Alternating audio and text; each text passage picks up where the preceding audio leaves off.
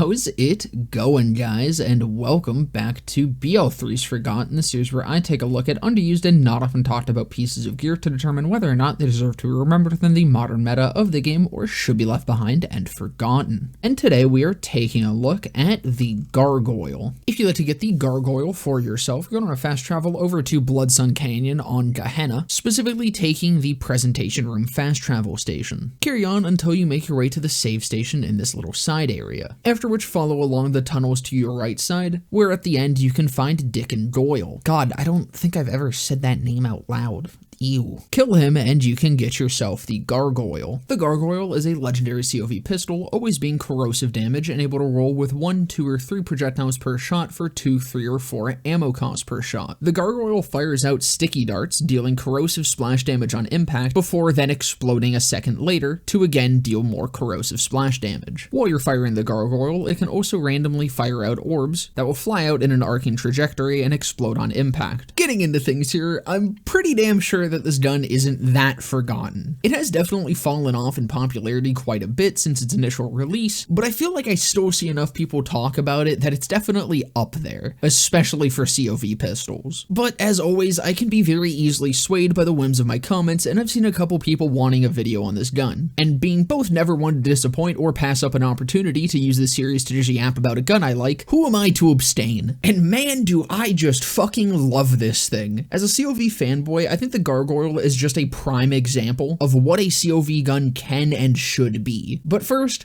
let's go over the different pellet counts. Starting with ×1, I think generally this is the one you're gonna want most often on any generalist kind of build. These guns are very ammo hungry, and unless you have some solid ammo sustain, you really need to conserve your ammo if you plan on running it for an extended period of time. It's still a very strong weapon even at ×1, though even then, 2 ammo per shot at almost a 9 fire rate will blow through ammo pretty quickly. ×2 was kind of in a weird spot. I don't think it was actually substantially higher damage, but it also didn't really feel like it was substantially higher ammo consumption. I definitely both killed things quicker and ran dry quicker. It just wasn't that it was by that much. So I don't know, this and the ×1 are probably pretty interchangeable with each other, and it'll just come down to preference. ×3 on the other hand, I definitely felt the damage increase and the ammo cost was heavy. To even be able to use this on the Zane build that I tested each of these on that has no inbuilt ammo sustain, I had to tap fire bursts out of this thing pretty tightly. Funnily enough though, while I don't think this is the best for this kind of build, I actually had the most fun with it because hitting those bursts on enemies and just watching them get obliterated really did feel great. So while I don't know if I would usually recommend a ×3 Gargoyle for any builds without ammo sustain, it is definitely still usable and it is very fun. It's just not going to last as your main damage dealer for very long. So for a quick little wrap up on that, ×1 or ×2 I think are best suited for general purpose builds. I feel that both are really solid and honestly incredibly close in both output and consumption, with the ×3 being a complete DPS monster but also a monster on your reserves, with ×3 being ideal to be used with heavy ammo regen or as a quick swap back and forth from. Now to get back to the glaze. The Gargoyle feels like it completely embodies the chaos of COV weaponry. The haphazardly thrown together machines of turning a once standing human or humanoid into a collapsed pile of red goo while being just as much of a danger to yourself than whatever's at the other end of your barrel. The Gargoyle is really just a random bullshit go type gun. It fires out sticky darts that deal great impact damage, explode after delay,